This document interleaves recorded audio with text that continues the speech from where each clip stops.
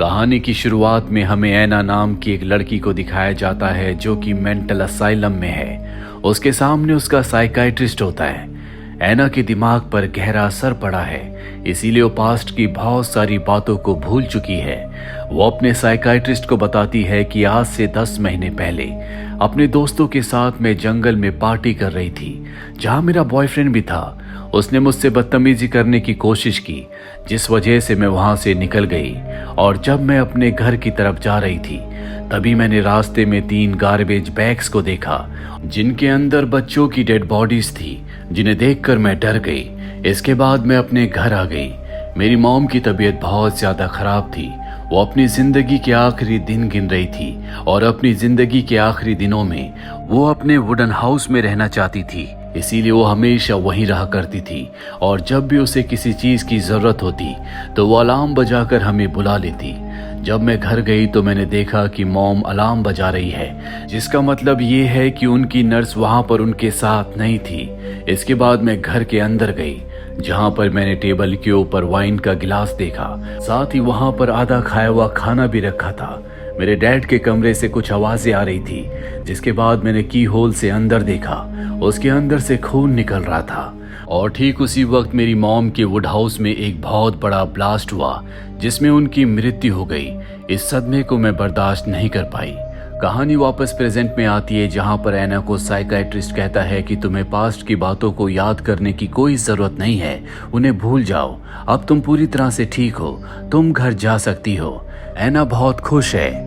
यहाँ पर एक पेशेंट होती है जो ऐना से कहती है कि तुम्हारे जाने के बाद मेरी कहानियां कौन सुनेगा। ऐना उसकी बातों पर ध्यान नहीं देती और अपने डैड के साथ गाड़ी से अपने घर की तरफ निकल पड़ती है।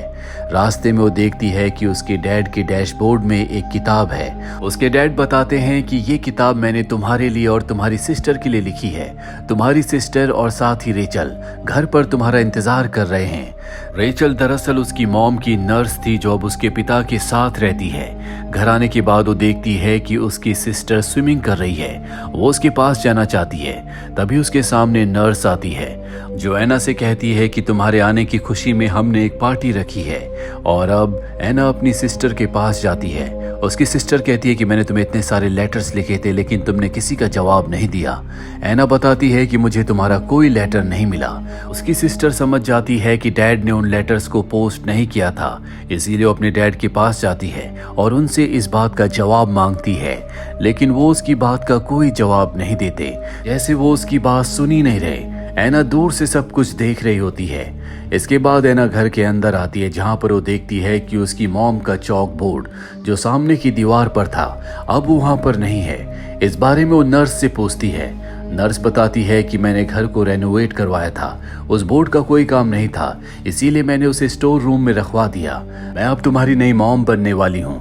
मैं तुम्हारे साथ बहुत अच्छे से रहना चाहती हूँ। ऐना इसके बाद स्टोर रूम में जाती है, जहाँ पर वो देखती है कि उसकी मॉम का चौक बोर्ड वहाँ पर है, साथ ही वो बेल भी, जिसे बजाकर उसकी मॉम दूसरों को अपने पास बुलाया करती थी। वो उस बेल को अपने कमरे में ले आती है और रात को जब ऐना सो रही होती है, तभी उसे लगता है कि दरवाजे के बाहर कोई है। दरवाजा खुल जाता है। ऐना डरकर अपना मुंह दूसरी तरफ करके सो जाती है, पर अब खून से सने हुए 2 हाथ बेड के ऊपर आने लगते हैं, जिससे डरकर वो जोर से चिल्लाती है। इसके बाद उसकी सिस्टर वहां पर आ जाती है, जो ऐना से पूछती है तुम ठीक हो। ऐना कहती है कि हाँ मैं बिल्कुल ठीक हूँ। इसके बाद उसकी सिस्टर देखती है कि वहां पर उसकी मॉम की बेल है। वो कहती है कि तुम्हें इस बेल को यहाँ पर नहीं लाना चाहिए था। नर्स ने इस बेल को एक पेट शॉप से खरीदा था, जिसके बाद उसने इस बेल को हमारी मॉम के हाथ में बांध दिया, ताकि जब भी वो घर के अंदर आए तो उसे और डैड को पता चल जाए, क्योंकि ये दोनों के दोनों हमारी मॉम को धोखा दे रहे थे।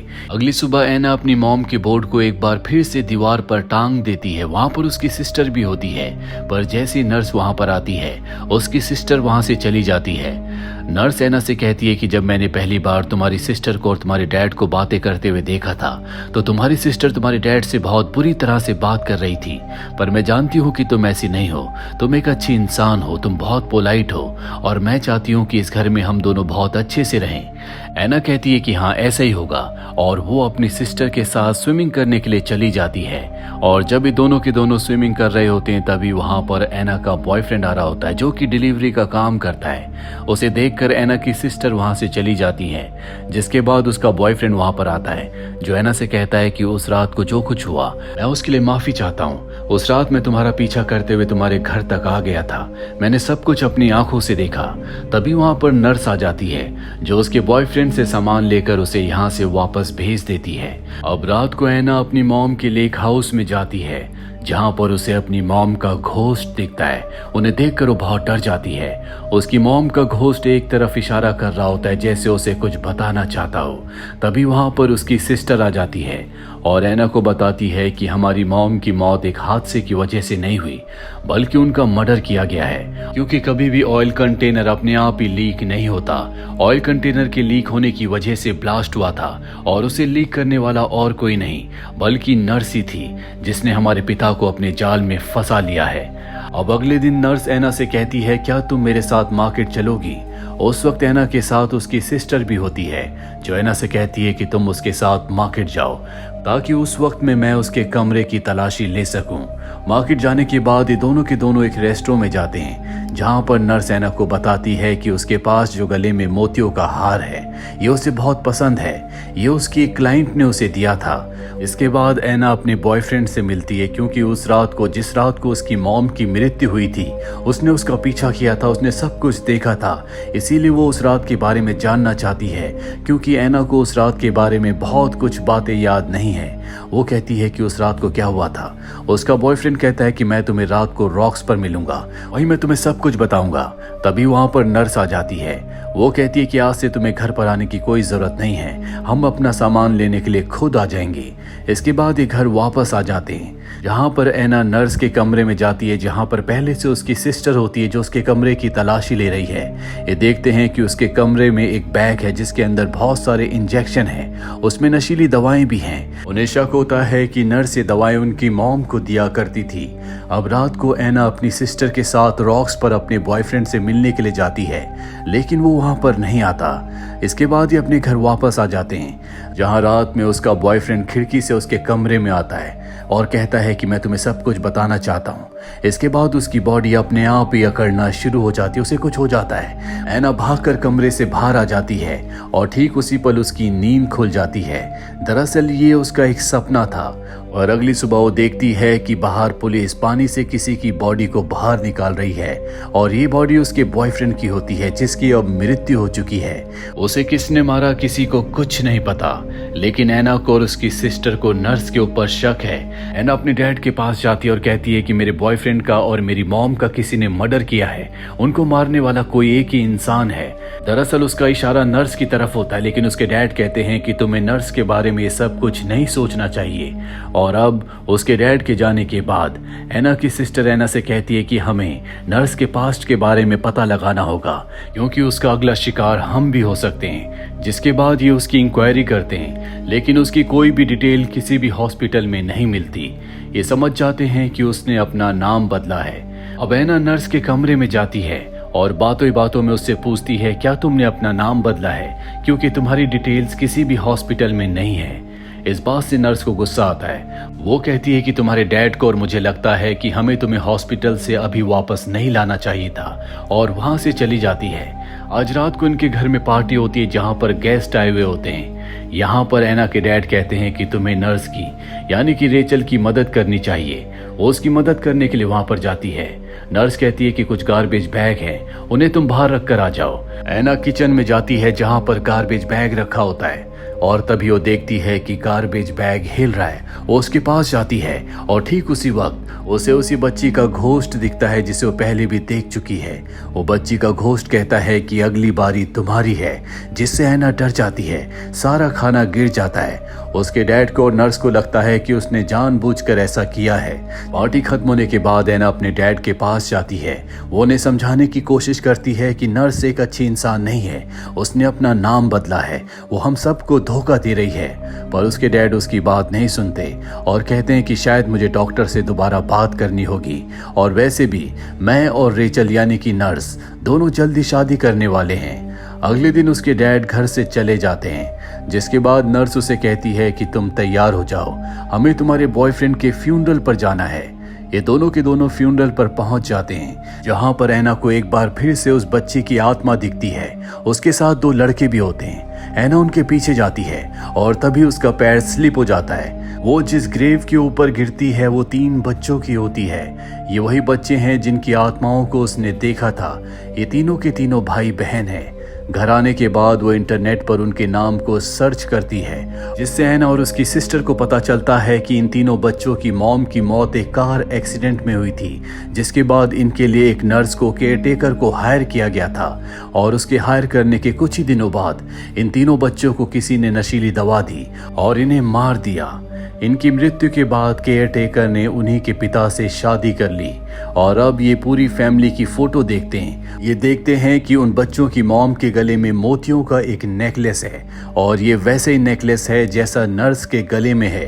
ये समझ जाते हैं कि उन तीनों बच्चों की जो केयरटेकर थी वो और कोई नहीं बल्कि रेचल ही थी, जो इनकी मॉम की नर्स थी और अब इनके पिता से शादी करने वाली है। ये तय करते हैं कि ये उस मोतियों के नेकलेस को हासिल करके पुलिस के पास ले जाएंगे ताकि उसे सजा दिलवा सके, क्योंकि ऐना का मानना है कि उसकी मॉम को और उसके बॉयफ्रेंड को और किसी ने नहीं बल्कि नर्स ने ही मारा है। अब रात को ऐना की सिस्टर ऐना से कहती है कि तुम नीचे जाकर कार की चाबियों को हासिल करो, मैं नर्स के कमरे में जाती हूँ जहाँ से मैं मोतियों के हार को लेकर आऊंगी, जिसके बाद हम पुलिस के पास जाएंगे।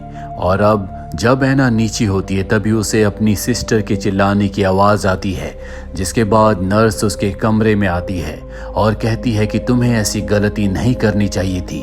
उसके हाथ में मोतियों का हार होता है। वो कहती है कि मैं तुम्हें मारना नहीं चाहती थी बल्कि तुम्हारी मॉम बनकर तुम्हारे साथ रहना चाहती थी।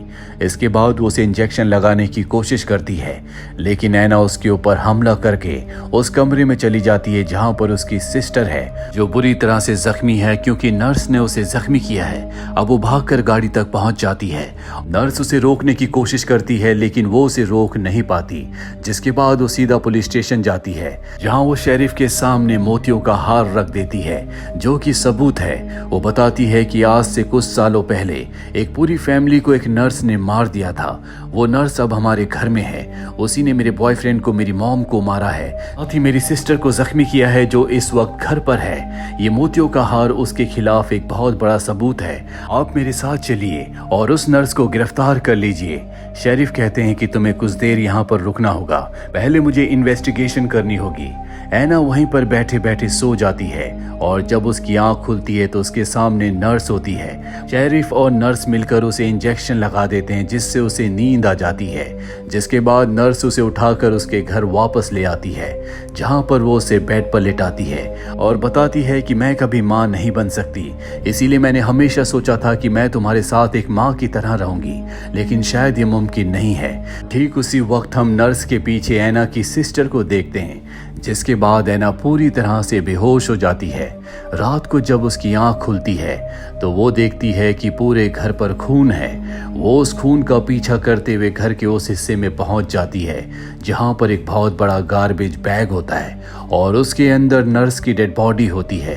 उसकी मृत्यु हो चुकी है। तभी वहां पर ऐना की सिस्टर आती है। उसके हाथ में वो चाकू है जिससे उसने नर्स को मारा है। वो ऐना को बताती है कि मेरे पास इसके अलावा और कोई रास्ता नहीं था।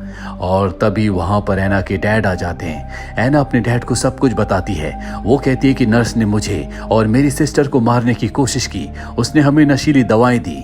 ये सुनकर उसके डैड हैरान हो जाते हैं। वो कहते हैं कि तुम्हारी सिस्टर की 10 महीने पहले उसी ब्लास्ट में मृत्यु हो गई थी जिस ब्लास्ट में तुम्हारी मॉम की मृत्यु हुई। और ठीक उसी वक्त हम देखते हैं कि ऐना के पास जो उसकी सिस्टर खड़ी होती है वो वहां से गायब हो जाती है और उसके हाथ में जो चाकू होता है दरअसल वो उसके हाथ में नहीं बल्कि खुद ऐना के हाथ में होता है। दरअसल ऐना अपनी सिस्टर को इमेजिन कर रही होती है। उसकी सिस्टर की आज से 10 महीने पहले ही मृत्यु हो चुकी है। और अब ऐना के डैड कहते हैं कि तुमने मुझसे कहा था कि तुम्हारी मॉम की मृत्यु एक हादसा नहीं थी बल्कि उसे मारा गया था। मुझे बताओ कि उस रात को क्या हुआ था।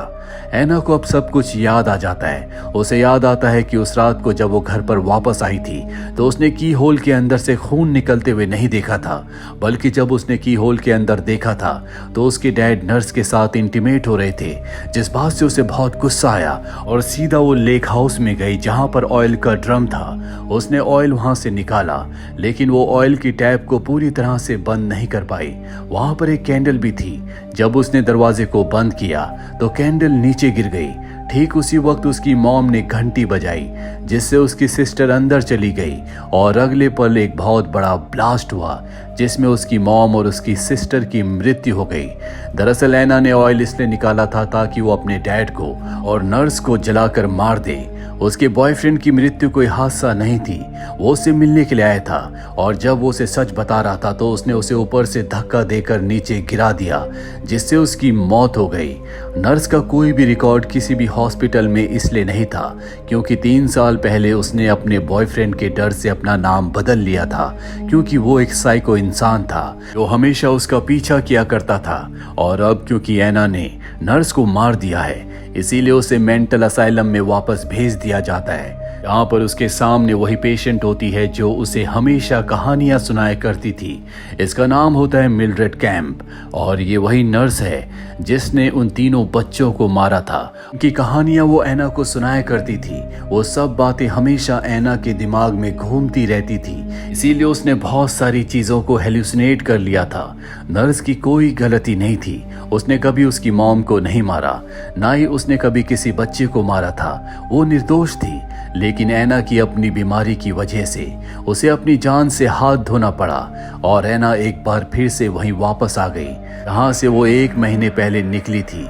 तो ये थी पूरी कहानी इस फिल्म की। उम्मीद करते हैं कि ये कहानी आपको पसंद आई होगी।